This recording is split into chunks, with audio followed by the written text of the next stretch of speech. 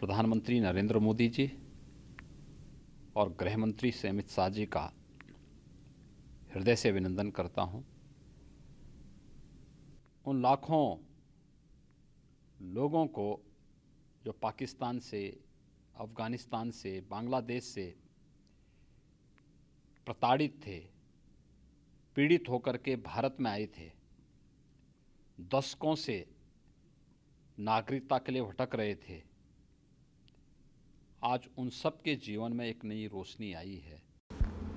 Indian ministry of foreign affairs ने कल अपने वीकली प्रेस ब्रीफिंग में बांग्लादेश के लिए बहुत सी फेवरेबल बातें कही हैं। Indian ministry of external affairs के तर्जुमान अनुराग श्रीवास्तव साहब का कहना है कि हम बांग्लादेश के कश्मीर पे स्टांस को सराहते हैं, जो कि हमेशा से वही रखते आए हैं जो कि इंडिया का स्टांस रहा है, यानी ये कि कश्मीर इंडिया का अंदरूनी मामला है। याद रहे कि 21 अगस्त 2019 को आर्टिकल 370 के हटाने के बाद बांग्लादेश ने ऑफिशियली ये बयान दिया था कि ये इंडिया का अंदरूनी मामला है। लेकिन सवाल ये पैदा हो रहा है कि आखिर इंडिया ने इस बात को अब इतना क्यों जोर दिया है, इस वक्त आकर उन्होंने बांग्लादेश के लिए ऐसी बातें क्यों कही हैं कि हम उनके साथ अपने रिलेशंस को सराहते हैं। तो इसका जवाब ये है कि इस हफ्ते एक बहुत बड़ी डेवलपमेंट हुई है, बहुत मैसिव लेवल की डेवलपमेंट हुई है पाकिस्तान और बांग्लादेश के रिलेशंस में। इसी हफ्ते शेख हसीना को पाकिस्तान के प्राइम मिनिस्टर इमरान खान ने कॉल की है और उस कॉल में कश्मीर का इशू डिस्कस हुआ है।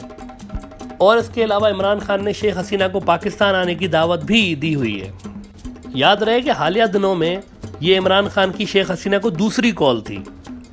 इसका मतलब साफ है कि बांग्लादेश और पाकिस्तान के बीच बैकग्राउंड डिप्लोमेसी जारी है और दोनों ममालिक के बीच खत्ते की बदलती हुई सूरत हाल के पेश नज़र मामला तय पा रहे हैं। आपको ये भी बताते चलें कि इसी महीने बांग्लादेश के वजीर खारजा AK अब्दुल मोमिन और ढाका में पाकिस्तानी हाई कमिश्नर इमरान अहमद सिद्दीकी के बीच भी एक अहम मुलाकात हुई है। इस मुलाकात को नई दिल्ली में शक की निगाह से देखा जा रहा है और ये भी माना जा रहा है कि इमरान खान की ये जो शेख हसीना को कॉल थी उसका नतीजा है, उस मीटिंग का नतीजा है जो कि इमरान अहमद सिद्दीकी और बांग्लादेश के वजीर खारजा के बीच में हुई है। ये सारी डेवलपमेंट्स 3 महीने की मुसलसल बैकडोर डिप्लोमेसी का हिस्सा है। इन रिसेंट दिनों में हुआ क्या है, बांग्लादेश की तरफ से चाइना इंडिया कॉन्फ्लिक्ट में हैरत अंगेज तौर पर कोई भी बयान नहीं आया। 20 इंडियन सोल्जर्स की हलाकत के बाद भी किसी किस्म का कोई रद्द-ए-अमल बांग्लादेश की तरफ से इंडिया की फेवर में नहीं आया है। इससे एक चीज तो साफ हो गई है कि इस वक्त बांग्लादेश के इंडिया के साथ ताल्लुकात की नौयत वैसे नहीं रही जो हिस्टोरिकली रहती आई है। इंडियन मीडिया ने इमरान खान और शेख हसीना की इस कॉल को रवायती अंदाज से लेते हुए लिखा है कि बांग्लादेश ने इमरान खान की कॉल को इग्नोर किया है। उन्होंने ये भी लिखा है कि पाकिस्तान की प्रेस रिलीज 9 पैराग्राफ की थी, जब बांग्लादेश की प्रेस रिलीज सिर्फ 2 पैराग्राफ की थी, वगैरह वगैरह। लेकिन जो एक अहम चीज़ ये न्यूज़ आउटलेट्स इग्नोर कर रहे हैं वो ये कि इतने अरसे के बाद दोनों ममालिक के ताल्लुकात रिज्यूम हुए हैं। ये इटसेल्फ एक बहुत बड़ी डेवलपमेंट है और इसमें खामोशी से कहीं ना कहीं पे चीन का बहुत बड़ा किरदार है, जिस पे हम आगे चल के बात करेंगे। ये द टेलीग्राफ की स्टोरी है जिसमें वो ये लिख रहे हैं कि the quiet diplomacy page of, Hasina takes Imran call.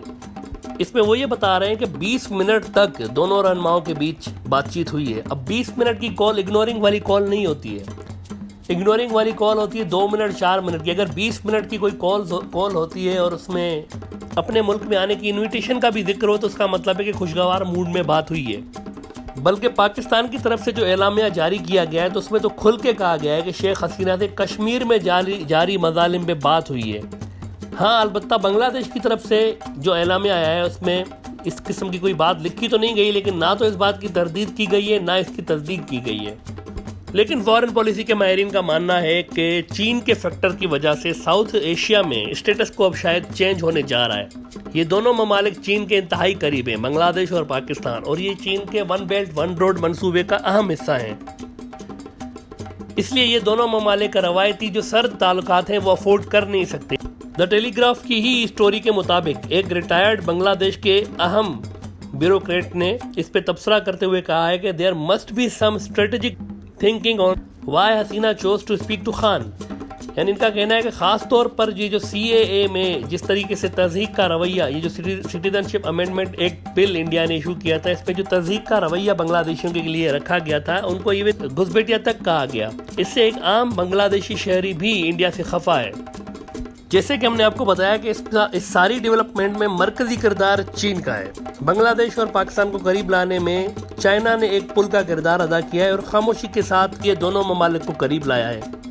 Imran Khan ने एक और बहुत अहम बात की है शेख हसीना के साथ कि पीपल टू पीपल रवाबित जो है वो इम्प्रूव करने की ज़रूरत है। इसका मतलब है आने वाले दिनों में बांग्लादेश की टीम फ्रीक्वेंटली आपको पाकिस्तान में विजिट करती हुई नज़र आएगी और पाकिस्तान की टीम फ्रीक्वेंटली आपको बांग्लादेश में विजिट करते हुए नज़र आएगी, क्योंकि जहाँ तक पीपल टू पीपल रवाबित की बात है तो पाकिस्तान और बांग्लादेश के बीच में आज भी बहुत अच्छे रवाबित मौजूद हैं। आप इसका अंदाज़ा आप इस बात से लगा सकते हैं कि जब भी पाकिस्तान की मैच होती है इंडिया के साथ तो बांग्लादेश के जो सपोर्टर्स होते हैं उनकी अक्सरियत की जो हिमायत होती है पाकिस्तान के साथ होती है। इसी तरीके से जब बांग्लादेश का मैच होता है तो पाकिस्तान की एक बहुत बड़ी हिमायत बांग्लादेश की क्रिकेट टीम के साथ हमेशा से रहती आई है।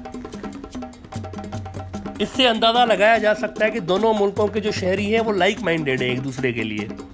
ये डेवलपमेंट्स चीन की इस स्ट्रेटजी का हिस्सा है जिसके तहत वो इंडिया के इर्द गिर्द सारे पड़ोसी ममालिक को अपने साथ एक पेज पर ला रहा है और पॉलिटिकली भी इसी स्ट्रेटजी के तहत बांग्लादेश और पाकिस्तान को लामहला एक पेज पर आना ही होगा आने वाले दिनों में, क्योंकि इन दोनों के मफादात एक ही जगह से जुड़े हुए हैं।